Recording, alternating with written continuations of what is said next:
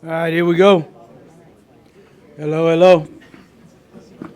Welcome to American Martyrs Sanctuary Group of Alcoholics Anonymous. My name's Dick, and I'm an alcoholic. Are there any other alcoholics in the room tonight? That's the good news. Will you please join me in the serenity prayer?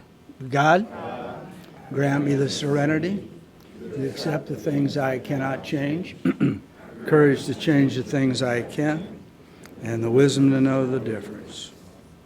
This is a non-smoking meeting, including e-cigarettes and vapes. Smoking is not permitted in the city of Manhattan Beach. Please respect the no smoking rule and do not smoke on the premises. If you've not done so already, please turn off your cell phone and don't play with them, please, during the meeting. We record our speakers at this meeting. If you'd like a recording of tonight's speaker or any past speakers, please contact Chris. Or Carly at the moment. Or Carly at the moment, and he'll hook you up. If you have a court card, please put it in the basket when the basket goes around when we collect the money, and you can pick it up after the meeting. Alcoholics Anonymous is a fellowship of men and women who share their experience, strength, and hope with each other that they may solve their common problem and help others to recover from alcoholism. There are no dues or fees for AA membership. We are self-supporting through our own contributions. AA is not allied with any sect, denomination, politics, organization, or institution, does not wish to engage in any controversy, neither endorses nor opposes any causes. Our primary purpose is to stay sober and help other alcoholics to achieve sobriety. Not to embarrass you, but so we can get to know you better, are there any alcoholics with less than 30 days sober? Would you please stand and give us your first name, please? I'm an alcoholic. My name is Brandon. All right, Brandon. Nikki. Carson. Jake alcoholic. Jake. Frank alcoholic. Greg. All right. Bada boom, bada boom. Anybody visiting from outside the South Bay area? No. Any Al-Anons? We're welcoming Al-Anons. There you go. Oh, a visitor. Sorry, where are you from? From Jersey. All right. We need more people from Jersey here in California. Huh? All right.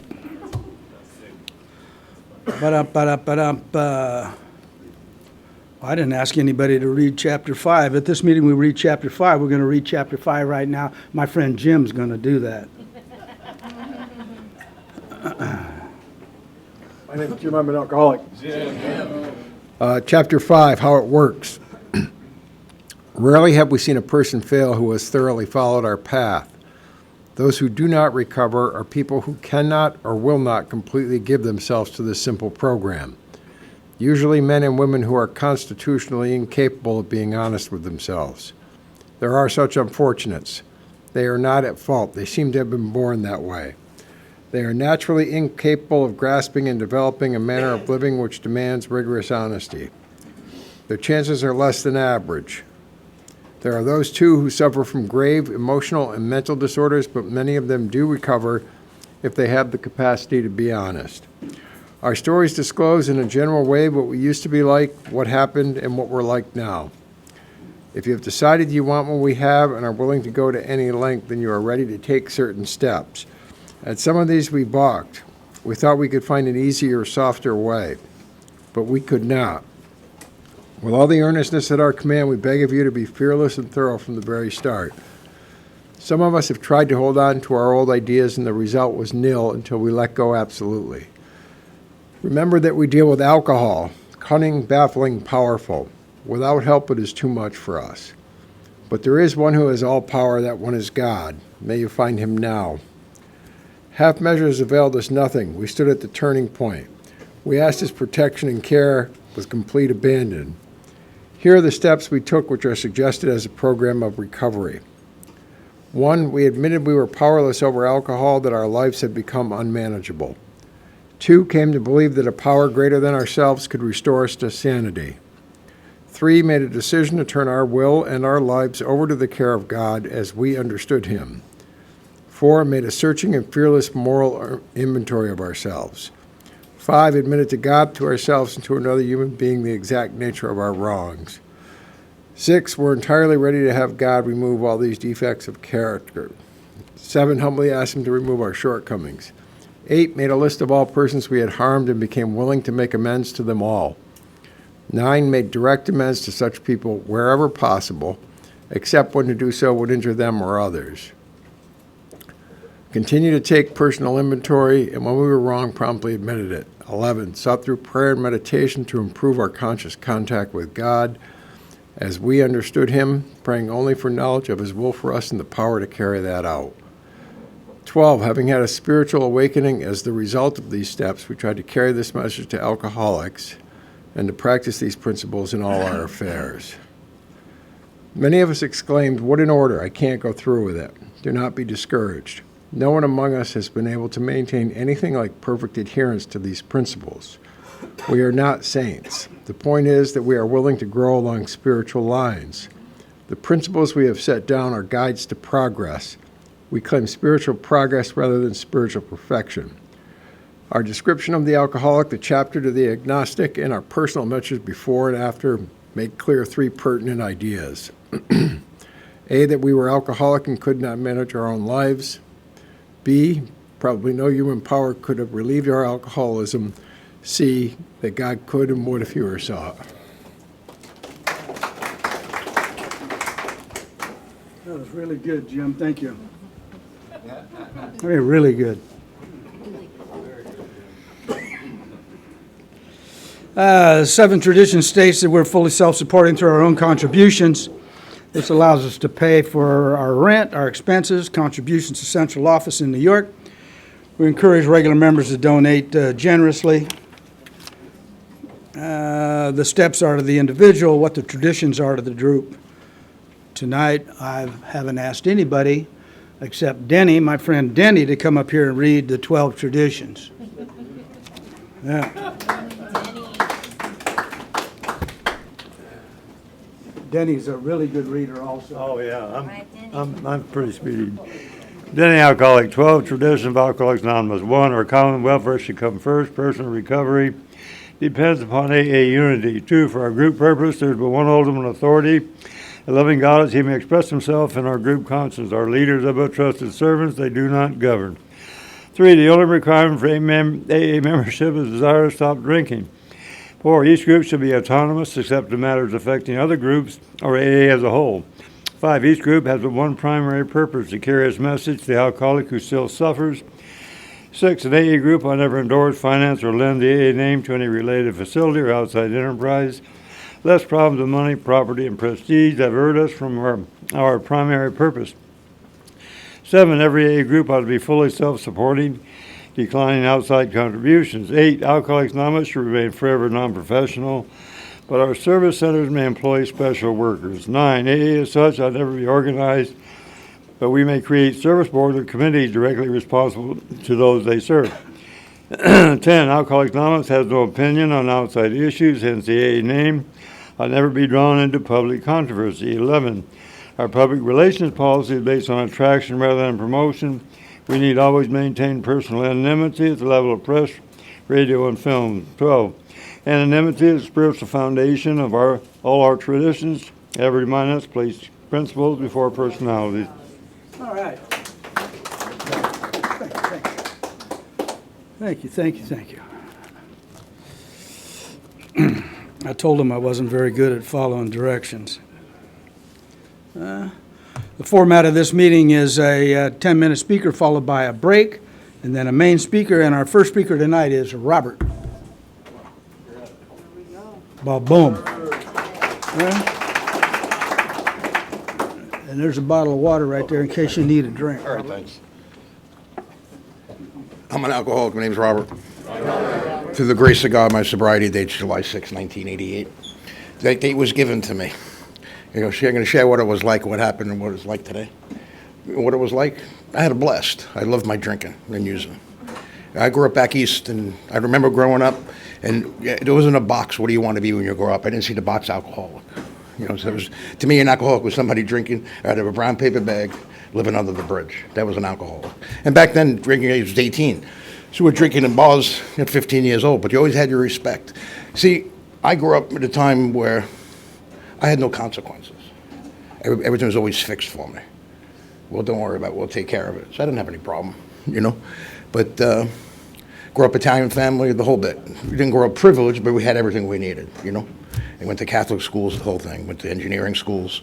And then I loved drinking. I came into Alcoholics Anonymous in spite of myself. I didn't want to be here. I met somebody in a bar when I went back to New York, and it was my girlfriend and the woman I've been with. And we're 19 and 20 years old. And we made a decision that, you know what, when we get married, we're going to leave New York and come to California. And that was one of the best things we did. Except I had to look in the mirror. Back then, you see, we're going to have to enroll in one of those spin dry programs. We're sitting in Manhattan, you know. We drank. She was my drinking buddy, my using buddy. So when I came into Alcoholics Anonymous, I was the alcoholic addict. And back then they said, kid, as long as you're different, you will not stay sober. And if you want to drink, there's the door. You know, when I got introduced to this program, 40 years ago, my wife used to sit next to me to make sure I showed up. Some of my buddies today still remember that. I don't. You know, and because I never stayed sober for me. I stayed sober for the wife. We were kids, you know. I don't remember the first 3 years. I don't remember coming into this program. It was reminded to me what I've done. There was no such thing as a blackout because we maintained. We drank and we used, you know. And I came to the program against my will. I fought it hard. And to the grace of God, I got sober when I was ready to get sober. I was at the first AA convention, 40 years coming up. I was at the first one. I don't remember being there, so I didn't stay sober. But, you know, when I took a year, some of the men came up to me and says, you cost me some money. We bet you were going to die. You know, my wife says, when I went away, she goes, when you get out, I'm going to be here, but I'm not going to fix it. You know, and I had to stay sober for myself. And he said, kid, do you believe in God? And I said, yeah. He said, make sure you're not it. That sticks with me today. And he said, welcome to life, whether you choose to drink or not. I realized life goes on whether I choose to drink or not. See, I controlled everything and everybody. I walk into the meeting of AA a couple times without my wife. And they go, good morning. And I go, why? Why? I got sober at 6 a.m. Why? You happy to be an alcoholic, 6 a.m. in the morning? You know? And then I kept showing up, you know, and my spiritual awakening was told to me that when I raised my hand and asked God for help, and I'm an alcoholic, life started to change slowly, because I didn't ask help for anybody. I never read a book until I came into Alcoholics Anonymous. I did very well, but I didn't have to read a book. Back then, you're looking for the Cliff Notes. Let's breeze through it real quick, and I'm done. I graduated, you know. But they made me secretary during football season. I was pissed, you know, but I showed up. They walked me through the program. My sponsor was given to me, and I said, we'll try it out. Your sobriety date's July 6th. I go, I'll keep that one. And I did, you know, and little by little, I kept on showing up. When somebody said they were grateful, there's no way. I raised my hand and said, you got to be kidding. You're grateful to be an alcoholic. You know, I was angry. Back then, my wife and I used to go to couples meetings every 2 weeks. We go to couples meetings. We come home, we're not talking to each other. This is working out real well. But you know what? We showed up. We showed up every 2 weeks. We had no kids at the time, you know, and but I kept on showing up. They said, kid, if you get a good foundation in this program, through your sobriety, you will fall back on it. You know, years ago they used to say, write down what you want out of this program. And you know, I want anything out of the program, you know, but I would have cut myself short today. I was fortunate enough to grow up in the program. They make mistakes, you don't drink, you know. But they said, until you work those steps, you come in here, you're a horse thief. Until you work those steps, you're still that horse thief, even though you're not drinking, you know. And some of it, I did the steps real quick.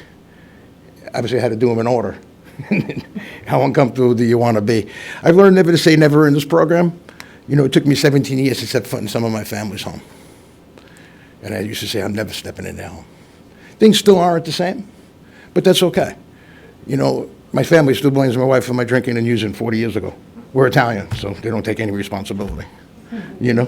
But my wife fixed it all the years. I found somebody just like what I needed, you know. But I've been given a gift that could be easily taken away from me. I became intergroup, I became chairman, I became GSR. You know, I had no time for this program when I came in here. And I got very, very involved. You know, I used to go on 12-step calls and tell my sponsors, I feel like I drank. He goes, did you? You know, and it worked for me. I got sober at 6 a.m. I'm older than my kids. I'm 6 weeks older than my daughter. And God willing, I still keep that, you know, and my other daughters. But I've learned how to be a parent. I've learned how to be a husband to the men and women in this program. You know, and that's a gift because I knew it all when I came in here. And, you know, and I'm still working the program. I hang out with men and women who have 50 years, 43 years, 44 years. You know what they do? They still go to meetings and they're still learning. They're still teachable. You know, the longer I stay sober, the more meetings I go to. You used to say years ago, go to meetings till you want to go to meetings. That made no sense to me. That made no sense whatsoever. Today I go to meetings because I want to go to meetings. I know I'm not any different. My wife used to say, Robert sounds real good in the meeting. Follow him home. How do I live out there?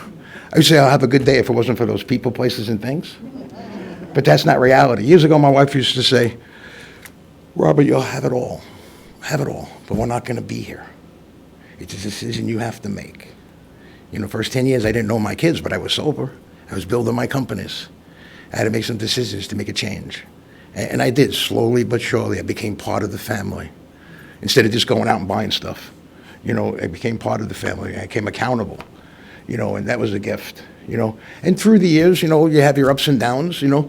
It's funny, as you read the book and go through with the step study for 28 years, you know, big book study. And my daughter used to call me up, where are you? I said, Allie, it's Tuesday night. I'm at my big book meeting, you know, every Tuesday, you know. But when I read the stories, I have to listen for the similarities still today.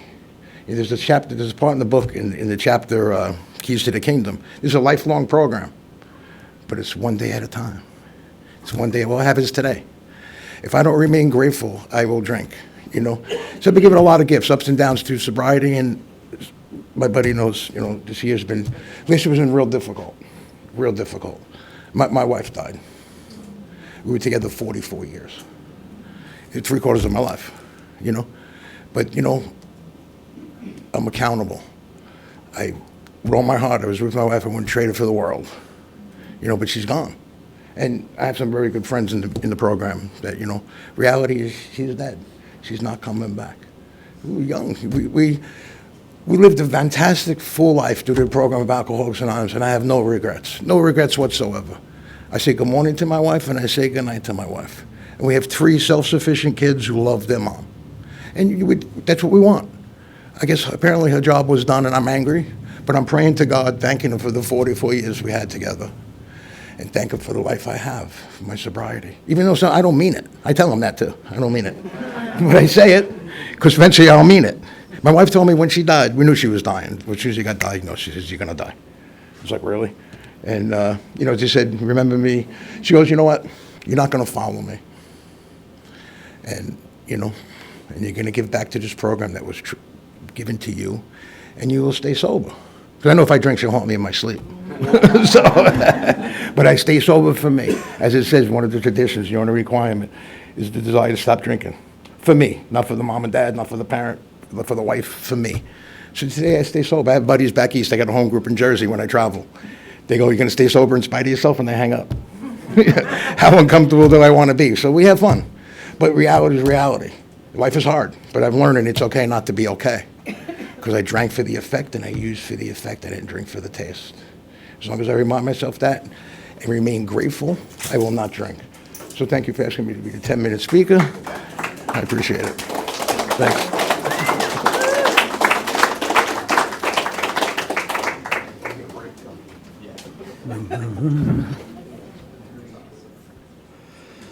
Boo, boo, boo, boo, boo, boo, boo, boo.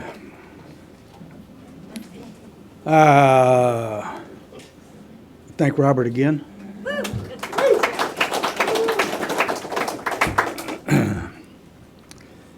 And I'm trying to follow the directions. That's why I'm having a difficult time. We have literature, pamphlets, big books, grapevines, flyers, upcoming events at the literature table, which is right down over here by the goodies. You can check out those if you need anything during the break. If you don't have a big book, we suggest you don't leave this room without one. If you don't have any money, we can figure something out for you. That's it. We're going to have a 10-minute break. Be back here at 8:10.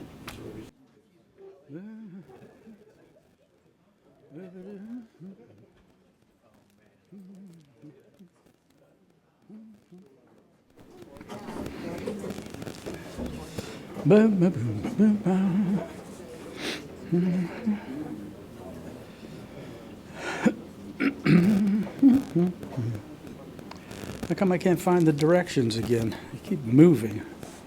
Look under the leader. Yeah, I did. I got I it. screwed up for you. I don't know. Where am I? Wait, let's see. This is leaders format, so you did Yeah. that part. Right. Oh, it's after this. Here. Oh, you just keep going through the Yeah, pages. yeah, there you go. Oh, Wait, no, this is secret. Wait, what happened to it? See what I mean? Uh-oh. Yeah. It was right here. Oh, I know what happened to it. What happened to it? We corrected something, and Oh, I didn't okay. put it back right here. That's okay. That's all right. I got it. It's this right. Oh, There you go. That's the page second 2. There you go. I didn't put it back right. Sorry, Dick. That's okay. Bum-ba-dum-ba-dum. All right, here we go. Our second speaker tonight is John. Boom, boom. Thanks, Ed. Get a bottle of water down Yeah, here. cool. Hi, everybody. My name's John. I'm an alcoholic. Thanks, Robert, for coming with me. Thanks, Alan, for asking us to speak. Thanks to our friend Patrick, who asked us both to speak, who isn't here. It's the classic AA move.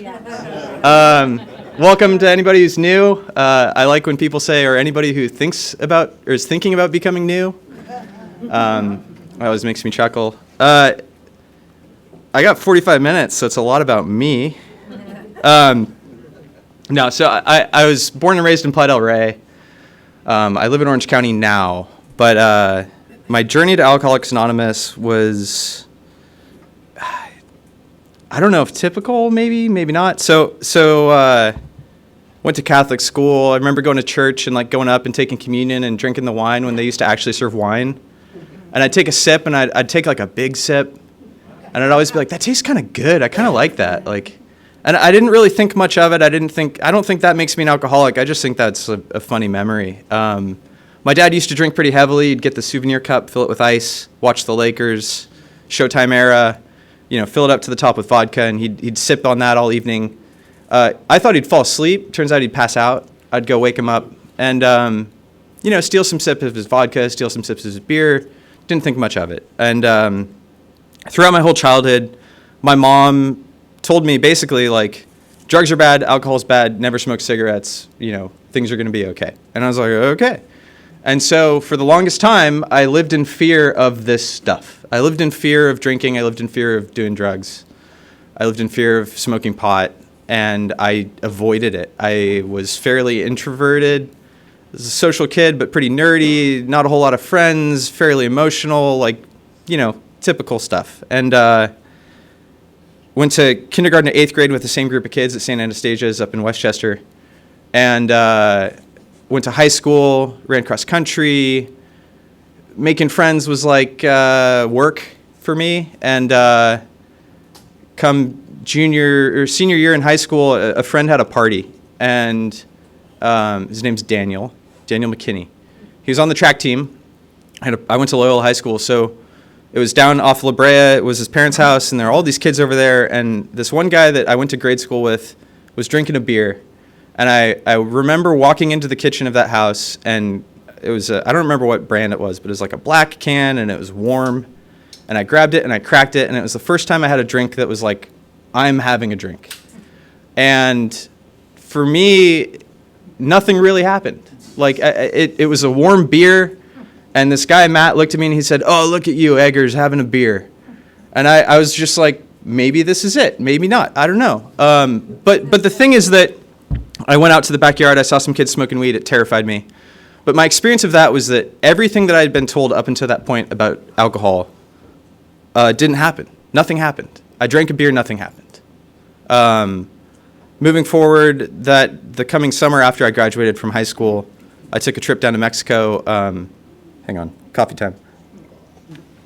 Took a trip down to Mexico with my dad and one of our buddies, and I got introduced to drinking tequila, drinking beer, and smoking pot. And it was like, we went down to K55 at this little casita they had, and it was like, all right, like that was that moment for me where it was like the lights turned on, and I was like, this is it, I've arrived, this is what I want to do for the rest of my life. I want to eat steaks, I want to surf, I want to drink beers, I want to drink tequila in the evening, and I want to smoke weed all day. This is going to be awesome. And you know, I know that this is Alcoholics Anonymous. I'm an alcoholic. My story includes marijuana. It's just the deal. And if that offends you, that's great. There's another speaker next week. It's just my story. It's just my story. And I, you know, anyways. So we're driving back, right? And we're coming up through Rosarito, and I get the talk, right? As we're smoking a joint, right? I get the talk. And the talk is, what happens in Mexico stays in Mexico. And I go, yeah, all right, sure, whatever, like, pfft. And we crossed the border, and then, you know, my relationship with my dad changed. We started partying together. We were drinking together. My mom traveled for work. She was a consultant. So Monday or Sunday night, she'd fly out. Thursday night, she'd come back. So Monday through Thursday was a party with my dad. Friday, Saturday, Sunday was play the part. And that continued, and it was this, for me, this very subtle progression where it was like, get home from work, get home from school or whatever, we'd hang out on the couch watching whatever sports. We like to watch Tour de France, we like to watch basketball. I'm not a big basketball fan, but he was. And we'd hang out. That was it. I would look forward to spending the evenings getting a little buzzed, hanging out, smoking pot. And I remember distinctly that progression of like a couple beers to like, okay, am I drinking it too fast? Can I have another one yet? Is this, like, where am I at? And then, like, getting past the pipe and being like, come on, can you pass it a little bit quicker? And it would progress to a point where I would start a little bit earlier in the day. I would eventually was taking a shower before the job that I had and would, like, get high in the shower, get in the car, go to work, because it just made sense to me. It seemed like a great idea, a great thing to do. Slowly but surely, I was a student at UCLA at the time where I ended up graduating. But I was a student, and I was just telling Julie, I was taking engineering courses, and it's really, really hard when you're high all the time to do well in engineering, or when you're focused on, like, we would sit down in our lounges in the dorms and schedule our weeks out surrounding Thursday night, which was party night. So it'd be like, okay, no 8 a.m. classes on Friday. We're going to do like front load the week. So Monday, Tuesday, Wednesday, Thursday, we can have classes on Thursday, but like we got to keep a clear schedule Friday. And like the golden schedule was like no class on Friday. So you could party on Friday night, be hungover Saturday, you know, Sunday comes around, Monday you roll back into it. And like 10-week quarter, it's like, it's a lot of work. It's a lot of stuff. But anyway, so I was struggling through that, and I couldn't figure out what was going on, right? Like, I found myself at UCLA drinking and partying. I was able to talk to girls. I was able to socialize. I was like, this is it. Like, this is what I experienced in Mexico happening again, this moment of like, this is everything I ever wanted it to be. And slowly things I started to isolate more. I don't know if depressed, but I got depressive. I got disinterested in the social side of things, more interested in how do I get mine.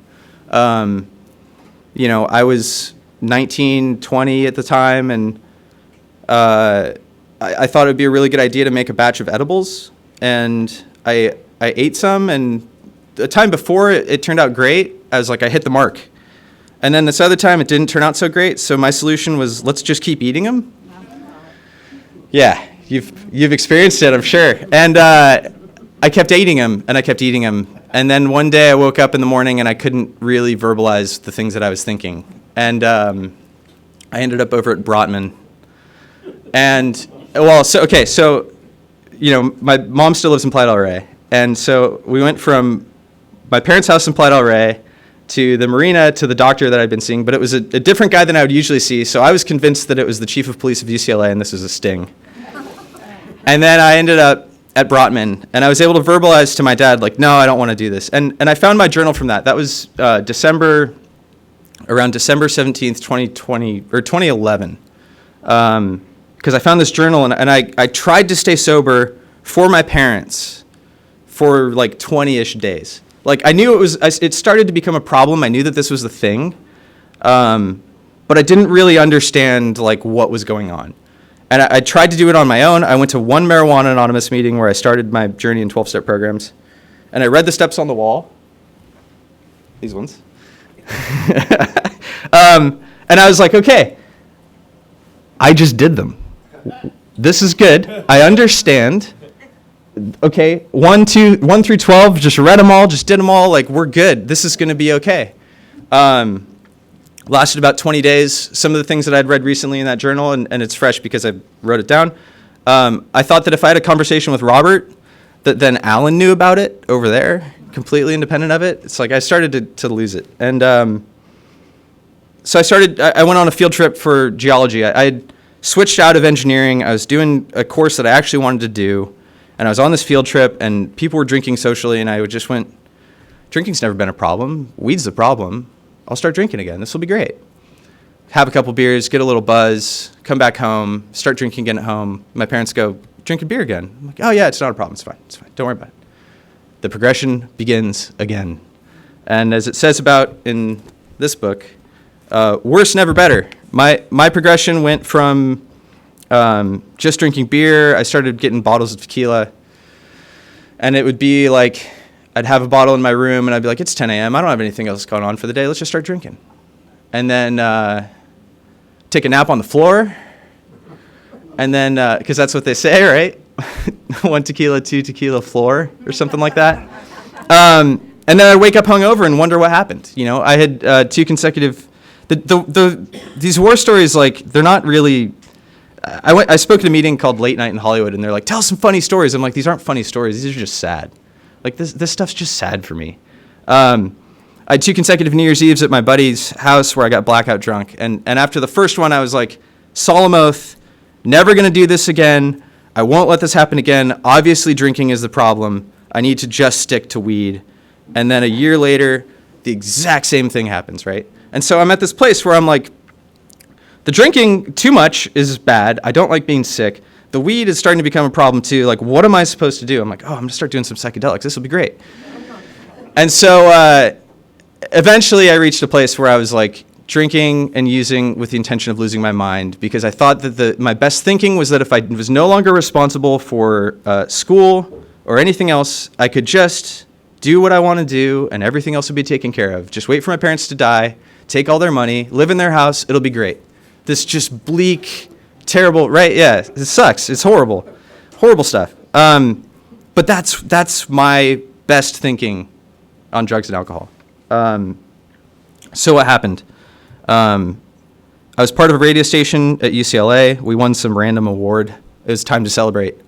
And so I was in my dorm room, or my apartment at the time, and I was drinking as much as I could, as quickly as I could, and was still completely sober, and was supplementing that with as many bong rips as I could possibly take, and I was still coherent and still sober. And my friend walked into the room, and she said to me, I don't know how you can do it. And I don't know what she meant, and I've asked her since what she meant, and she doesn't remember. But in that moment, I had this instance of like, I don't know how I can do it either. That was October 19th, 2012, or the 18th. The 19th, I woke up hungover, so I took a bong rip, which makes sense. And something came over me that afternoon where I just kind of had this like smile in my brain. This thing where like this grace came over me where I just understood that was it. I was done. And what happened was I ended up, that same friend who came into that room and said that to me, her mom's in Alcoholics Anonymous, and she ended up being my Eskimo. I gave her a call. It's a little fuzzy. I don't remember all of it, but I ended up going to the ASH Center at UCLA to ask for help. I talked to my parents. I got into an outpatient treatment program, And so I've been sober since October 20th, 2012. And the thing is that, like, you know, I was 21. My birthday's in June. I got sober in October. I spent July, August, September, October, 4 months legally drinking. And I've had a lot of people, they're like, oh, like, you look too young for this. And sometimes I took that to heart. I at times early on was like, man, maybe I'm not an alcoholic. Like, maybe I need to have things get worse. Maybe it needs to be worse than that. But the good news is that they wrote some stuff down in this book, and in the 12 and 12, which is in my car. And there's a part in there about John Barleycorn and how we can go back in our using histories, in our drinking histories, more specifically, and see that we were afflicted far before we realized ourselves. And when the first guy to take me through some of this program showed that to me, it made sense. It made me recognize that, like, in this book, it talks about how many young people are starting to come in, and that I don't need to go through the same wreckage in order to seek help. So I was going to Marijuana Anonymous meetings. I related to the way that they consumed marijuana. And at around 30 days sober, this guy was like, hey, you ever go to AA meetings? And I was like, no, alcohol wasn't a problem. And he's like, yeah, but do you drink? And I was like, no, I haven't drank since my sobriety date. He's like, okay, well, come do this AA meeting. So I went to the Fire in the Rose, Jocelyn Park, Sunday nights, 6:15. It's still there. I went a month ago. And anyways, I went to Jocelyn Park, sit down in the room, look around. I'm like, okay, this looks the same. They do like at the time they did a involuntary meditation to start the meeting. I don't remember anything that was said, but it was in that experience where I went, okay, I go to AA meetings, I say I'm an alcoholic. I go to Marijuana Anonymous meetings, I say I'm a marijuana addict. Okay, great. Sounds good. I can play the part. Just like in Catholic school, just like in all this other stuff growing up, I can play the part. I heard a lot of things. There's a lot of things I still remember, but what I found in my experience of this program is that, like, I got well quicker from not drinking and not doing drugs than I got worse from being dry. Like, what I mean by that is that, like, by just not drinking, my life improved. But this program is centered around treatment of the threefold nature of this disease: spiritual malady, mental obsession, or the physical, whatever. You guys know what it is. Spiritual, mental, and physical. Right, I think? Yeah. It's nerves. And so I was like, all right, well, I can not drink, I can not smoke pot, and I can just indulge in fellowship. I can just go to meetings. And I did steps 1 and 2.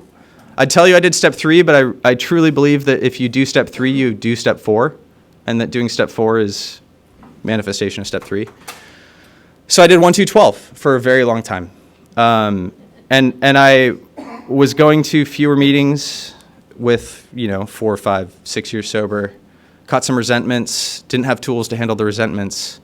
I didn't drink, I just got distant from AA. And what I talked to a friend earlier today, and I was like, dude, what am I supposed to talk about? Sometimes I feel like a phony. Like, I feel like a fraud in AA because I've taken the steps. But it took me a while to get into it. I've had a spiritual awakening as a result of these steps. I've had an experience of this thing, but it doesn't look the way that I think it's supposed to look. It looks the way that it does. And getting comfortable with that took some time. But what happened was that I got distant from AA. I stopped going to meetings. I would say things like, to thine own self be true, and weaponize that against you guys, to leave me alone. I started to isolate more. I started to just, think that it's all the same stuff over and over and over again, right? We read chapter 5, we read chapter 3, we read the traditions. It's like, dude, you guys talk about the same thing every week. How is this helping you? I don't understand. I've heard it before. Like, why am I still going to these meetings? And I didn't understand. Like, I didn't get that the problem was me. I thought that that I was me and you could accept me as I was and just deal with it. And what happened was I just kind of floated, dry, no solution. I didn't realize how angry I was. I think it's one of these, like, there's an analogy of like a frog in a pot of water. If you throw it into boiling water, it jumps out immediately. But if you put it in a pot of water and you slowly crank up the heat, kind of doesn't realize what's going on. And I didn't really understand what was going on. And in 2020, my dad passed away. And my mom mentioned to me, like, hey, you know, if you think like drinking is a good idea, like there's stuff. And I was like, why would I drink? This is a terrible idea. I'd never do that. But my friend Jim and my friends at the time, and I stayed in touch with people who were in Alcoholics Anonymous, I'd call them and just complain. Just bitch and moan about life. And my friend Jim said, hey, like, we have this Monday night meeting. It'd be great to see you. He didn't say, here's what you have to do. He didn't say, we need you here. He said, hey, it'd be great to see you. And that started my return to meetings of Alcoholics Anonymous. And what happened was I started going back, and I'd go a couple weeks, and then I'd not go. And I'd make excuses. I need to go work out. I need to do the dishes. There's a bunch of other stuff that I want to do instead. And what I found is that I started to get more comfortable with the group. I started to go weekly. I started to feel like I was missing something if I didn't go. I then met another friend through some other guys, and he's like, hey, like, his name's Spencer. He had like 30 days sober, and he's like, yeah, what meetings do you go to? And I was like, I don't. And he's like, how's that work? And I was just like, I'm sober. This is good enough, right? I'm sober. And then another series, like all these things I look back on now, and with the experience that I've had, I can't help but say they're anything but miracles. And I feel weird saying that from up here because 4 years ago, I would have told myself that I was full of it. But absolutely, it's this manifestation of this power greater than myself that we call God working in my life, where my friend Dennis and I and Alex went, and I was giving Dennis a ride back we went diving, and he's like, hey, like, I was listening to the speaker tape, and when my life got real bleak, the speaker tape talked about how when things are tough, I go to meetings. If that doesn't work, take the steps. If that doesn't work, take somebody else through the steps. And at that point in my life, I'd gone to plenty of meetings, but I hadn't really done these. 9 years sober, hadn't really done these. And so I made this decision. I just went, all right, fine, F it. Like, let's give this a go. And so through my friend Spencer, I found the guy who's currently my sponsor.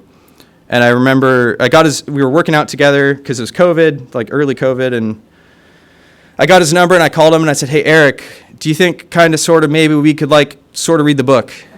And he said, are you asking me to sponsor you? And I said, yes. He said, okay, then ask. And I said, Eric, will you be my sponsor?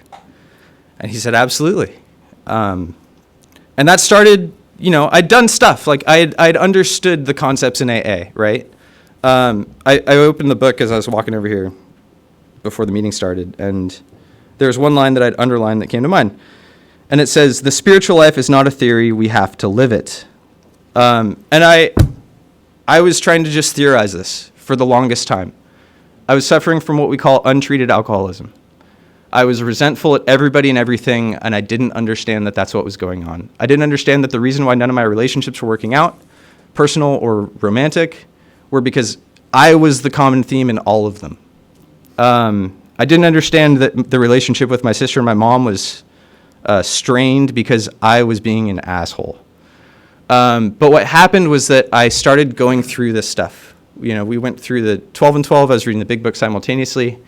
I read about unmanageability for step 1. I'd been going to We Agnostics meetings for a long time, so I could intellectually battle you all day long about God. But what I came to realize recently is it's like, it doesn't matter, man. Am I willing to do some stuff? Am I willing to try some things that I haven't tried before and have an experience that I haven't had as a result? You know, I always liked meditation, but I started to try this prayer thing because I suffer from what they talk about in the back of this book, in the Appendix 2, called contempt prior to investigation. I also suffer from contempt after investigation, but I'm very good at thinking that things aren't going to work before I do them. I want to figure it out first. I want you to tell me what I'm going to get. I'm going to judge what you tell me and then not do it. Because I'm convinced that I'm a little bit more special than you. I think I'm like you, right? But I'm a little bit more special. I'm a little bit smarter. I'm a little bit different. And therefore, I need a little bit more unique of a solution. And being willing to do these in order as written changed my life. I then took step 3 by doing step 4. which I did on note cards instead of a full format sheet of paper because I'd struggled with that for so long. And the wise words that a friend said to me that I tell the guys that I've taken through or trying to take through the steps is it's not about the stuff I can't remember. It's the stuff that I can't forget. And in writing my 4-step and sitting there and I read it in my apartment and my cat heard it and Eric heard it. And he stood up at the end and he said, okay, great, I got to go pick up my kids. You know, because there's a part in the book where it talks about read it to somebody who will be relatively unaffected. I wasn't judged. When I told Eric that I had 9 years sober and hadn't done a 4-step, he said, okay, great, let's go. What I've found in Alcoholics Anonymous is people who to accept me as I am. I come in here broken, hurting, in pain, and you guys go, welcome. I find the most incredible friendships and relationships that I never knew that I wanted or needed. I have opportunities to become part of people's lives in ways that I couldn't imagine are even possible. In reading that 4-step, I came to find out that I have some control issues. I like to, all of the stories in the book in more about alcoholism and we agnostics and, you know, how it works into working with others, into action, and then working with others, like every single one. Now when I read the book, I relate to every single one. I used to try and nitpick and think like, oh yeah, Jim's story, yeah, 2 sandwiches and then some whiskey in the milk, yeah, that seems good. Jaywalker, it seems a little bit dumb. It's like, no, I relate to that too. And then the slippers and like staying away from for a while and then, you know, dying pretty quickly thereafter. I can't remember the guy's name. The third one of those stories. I relate to everything, every single thing in this book. When I go back and read it again, I relate to it more and more and more. In reading that list to somebody else, nothing spectacular happened. But I got an opportunity through step 6 and 7 to look at what were the things that I defaulted to that were impeding my ability to have a relationship with you and have a relationship with God. Step 8, I think, was bigger than 9 in that I had to become willing. Because I would write a list, and the big revelation for me was when I read the 5th step, I was like, all right, whatever. And then I went and I looked at my 4-step list for step 8, and I was like, I was resentful at that person. And this was months later, and I was like, oh, okay, all right, I see what's going on. This thing kind of works. I started making amends, and the first one I did was to some guy that I had some tiff over with fishing crap. It's so dumb. It's just dumb stuff. But I was just trying to ruin somebody else's life because I thought that I was right. And I had an opportunity to look that guy in the eye and tell him I didn't say sorry. I said I apologize for the way I treated you. And is there anything I can do to make it right? And I proceeded to use that format to ask permission if I can make an amends and then tell them, here's what I did wrong. I know that it's wrong. Is there anything I could do to make it right? Is there anything I forgot? And in doing that, I had this opportunity to like slowly but surely chip away at all these things that I'd piled up, all these resentments, all these relationships, all this stuff that I thought I'd like broken and ruined. I had an opportunity to make amends to my mom and sit there in her kitchen and tell her this stuff and just cry. And she just told me about how proud she was because what I had done before then was a living amends in the way that I showed up and the way I participated in my relationship with my sister and my mom after my dad passed away. You know, it was easy to do it with my mom. It was really hard to do it with my sister because before my dad passed away, my sister and my dad did not talk for 4 months. And the last thing that my dad said to my sister was, I guess I'll see you at my funeral. And I was being put in between the two of them trying to figure out what was going on in that relationship and being able to overcome my resentment towards my sister, and then through a living amends and the actions that I take by what you guys have taught me and by what this book explains, for things to do, not stuff to think about, stuff to do, to show up anyway, to make the phone calls anyway, to participate in this relationship that I wanted nothing to do with. Over the course of the last 4 years, I have this wonderful relationship with my family because of AA. It's not me. My best ideas are let's keep doing psychedelics and drinking and smoking weed until my brain rots. remember, I said that. That's my story. That's where this thinking takes me.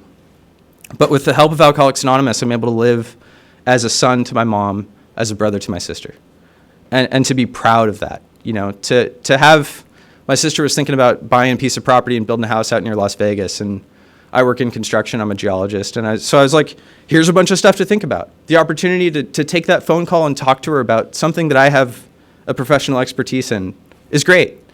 You know, to be able to participate in my nephews' lives, both they're 9 and 10, have never seen me drink, never seen me high.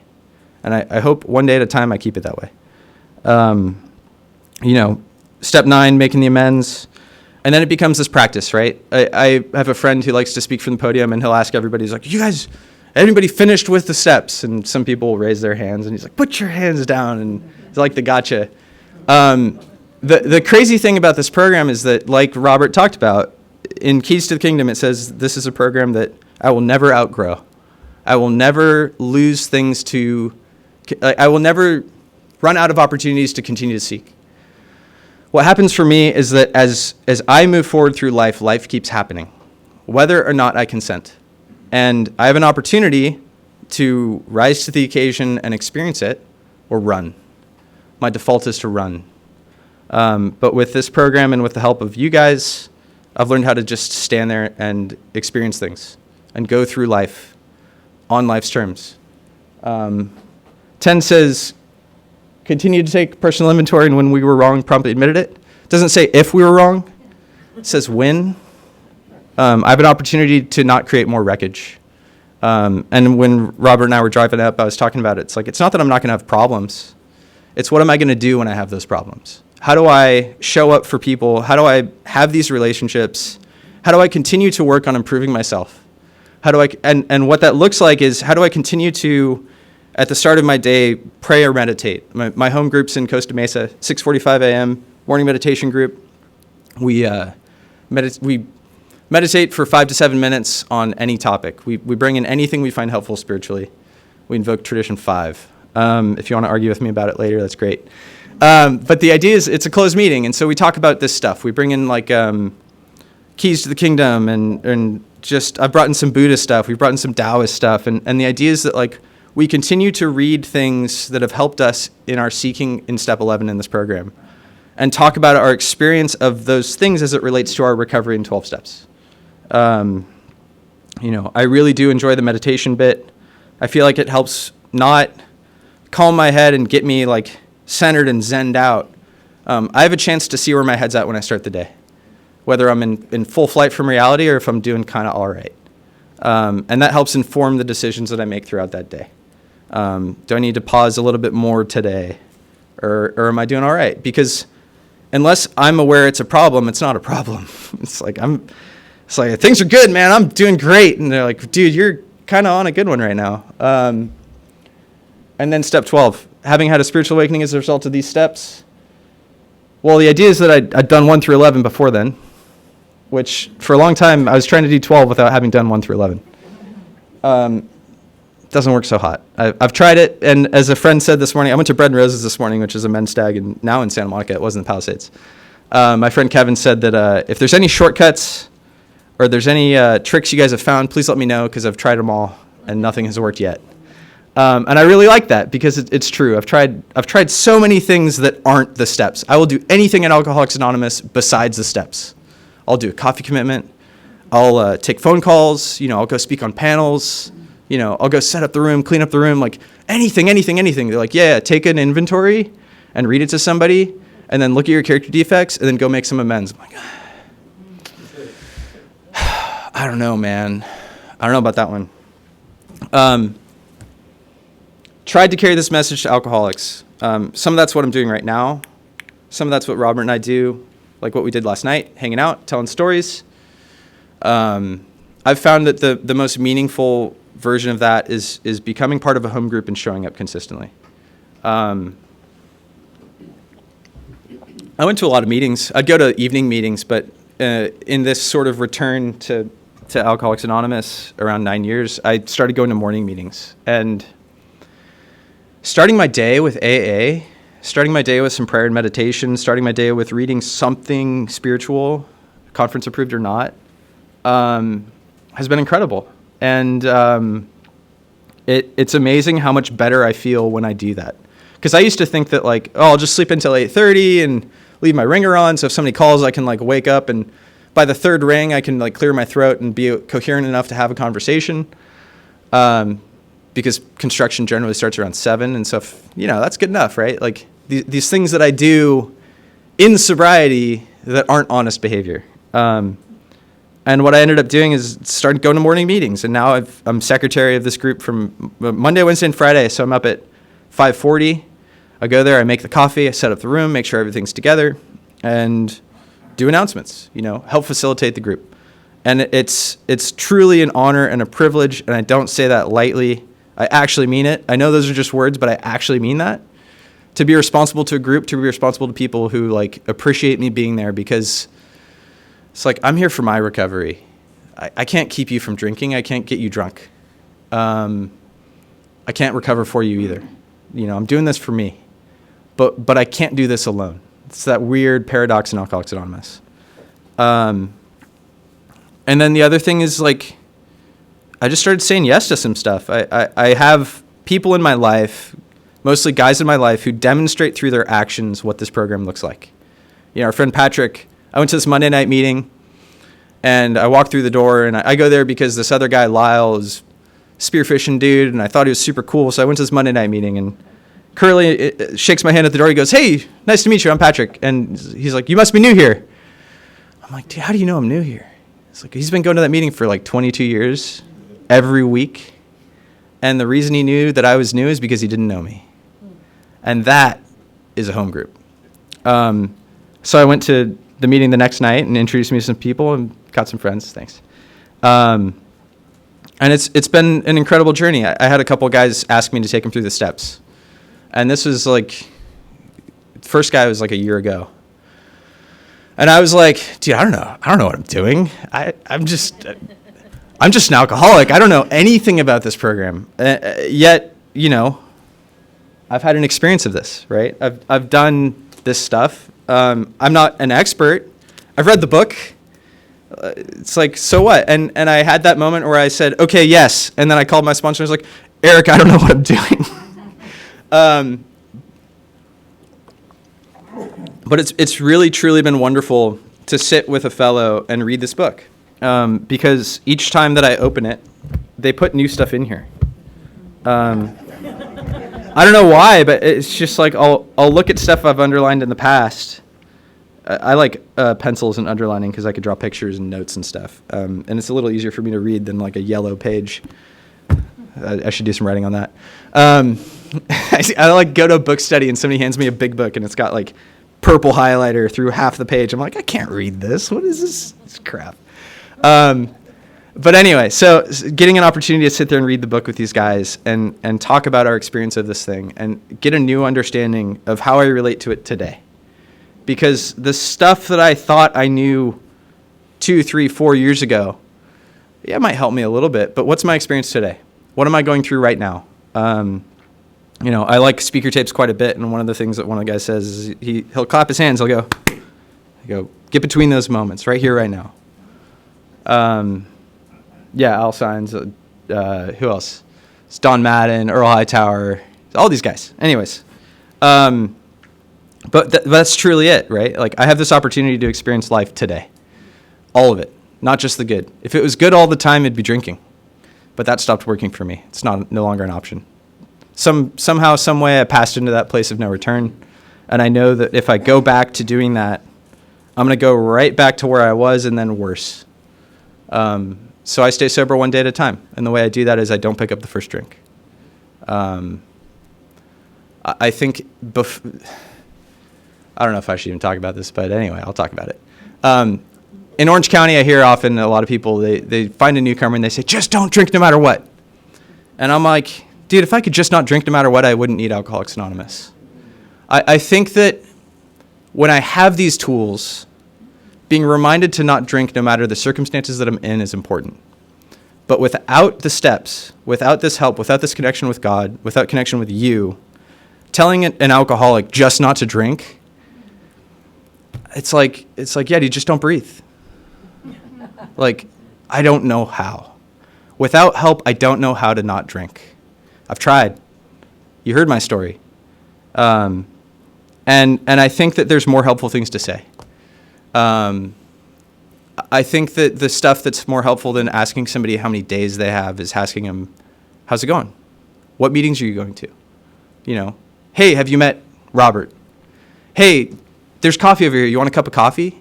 It's like the ways that these small little ways that people make me feel welcome, even with over a decade sober at meetings, is what makes a difference for me. When I go to a group like Bread and Roses where I have friends, like I drive an hour from Orange County up there, and people are like, dude, aren't there meetings in Orange County? Like, what's wrong with you? I get to go see my friends. I get to go see people I care about. I get to go see people I have a relationship with. There's a Tuesday night men's stag that I got elected secretary of. And I have text messages to friends saying, I'm shopping for a Tuesday night meeting. You guys have any good ideas? Because I was over it. I caught resentments towards guys in that meeting and I was done. And this is like, with these tools, resentful. You know, I'm not well. I'm still an alcoholic. I'm just not drinking. And when I choose not to apply these tools, I'm batshit. And so, anyways, these guys elected me secretary. And I've come to really love this group. And I go up there on Tuesday nights. We fellowship before the meeting. We grab dinner. And then there's a speaker. It's a 1 hour meeting. And it's been wonderful. It's been really fun. That guy Dennis and my friend Alex and just all these wonderful relationships, right? And what I get is that I get to participate in my recovery and I get to be part of somebody else's. And what I've experienced in this program is that the people who help me aren't trying to help me. They're just doing this thing. They're living this program. They're practicing the 12 steps of Alcoholics Anonymous, and they're helping teach the practice of the 12 steps of Alcoholics Anonymous. And the result is that, you know, they help me in ways that they're not trying. Like, you know, I just, it's amazing all these little things that happen. And it's funny because like when I finally took the steps, I was like, have these been here the whole time? It's like, is this? And it's like, yeah, John, they've been here the whole time. We've been reading them at every single meeting you've ever been to. But it's really cool. And what again, this idea that like there's limitless things to learn. Like I will pick up a pamphlet. I will pick up, you know, a new publication or whatever, and I'll read through it. And I'm like, have you read this? This is cool. Like there's a great pamphlet called A Member's Eye View of Alcoholics Anonymous. It's a talk that Alan McGinnis gave to physicians at UCLA. And he's basically trying to explain how this program works, right? It's a series of words doing our absolute best to explain this experience that kind of unexplainable. And there's a part I love in there where it talks about how at some point I could go around the room and ask everybody's opinion about what I'm supposed to do in a given situation and then pick the one I like the best. It's like, is that my will or is that God's will? It's my will. I'm picking what's going on. There's a point in my recovery at which I have to start making some decisions for myself, at which I have to start taking some risks and facing the consequences of my actions. It doesn't mean drinking and using. It just means like living life, you know. I don't call my sponsor to ask what I'm supposed to do in every given situation. I start to learn and experience things and then regroup and talk about it. You know, the thing I really appreciate about the guy who I'm working with right now is that like there's no hard and fast rules to this. It's a lot of like maybe this, maybe that. Like I went to a book study the other day and we read the tail end of Into Action and then the start of To Wives. And at the end of that, is that what it is? Into Action, yeah. No, Working with Others. At the end of Working with Others, it has this portion where it's talking about like going places with a purpose. Like this book isn't telling me like the list of things that I have to do or like when you get to this point in the decision tree, here's what you have to do. It's a bunch of suggestions of like, well, maybe this or maybe that. Like you decide. You use your best judgment, informed by this relationship with God, informed by the steps, informed by your experience in this program. And last thing I'll say, I'll finish with this, is I came in here thinking that like I was going to get what you guys had. I thought I was going to like become the old timer or whatever. But what I've come to experience in Alcoholics Anonymous is that I do this stuff and I get my own experience of this thing. Like by taking somebody else through the steps, they get their own experience of this thing, something personal to them, this connection with God that is personal to them, this experience of resentments and working through them, this experience of making amends, this experience of carrying this message personal to them. And then I have an opportunity, after having experienced it myself, taking somebody else through this experience of just letting go. And they get to go on and help somebody else do the same thing. And to me, recognizing that helped me understand the power of this program. Because I can't live without Alcoholics Anonymous, but Alcoholics Anonymous continues without me. So, thank you again, Robert, for coming out. Appreciate your company always. And thanks, everybody, for listening.